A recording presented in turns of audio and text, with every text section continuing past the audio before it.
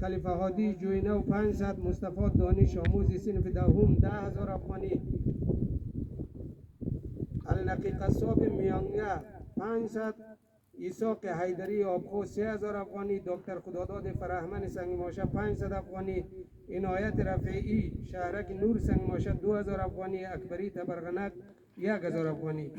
این بود لیست هایی که در این سرک کمک شده و مبلغ 52,000 افغانی محترم انجینیر حسنیان کمک کرده که برای پروژه بعدی که انشالله ما در پروژه بعدی همه تیم و همکارای ما تصمیم میگیریم که در کجا کار کنیم با مصلحت بزرگان و موسفیدان قومایی که در این مسیر رفت و آمد میکنند. کمک جدید برای پروژه بعدی کربلای کاظم پشت چوب 3000 افغانی و خداداد پشت چوب 5000 افغانی. خداداد پشت چوب و محمد علی حیدری کلانتر بازار چلباختوی پشی مبلغ 5000 افغانی. خداوند انشاءالله خرچی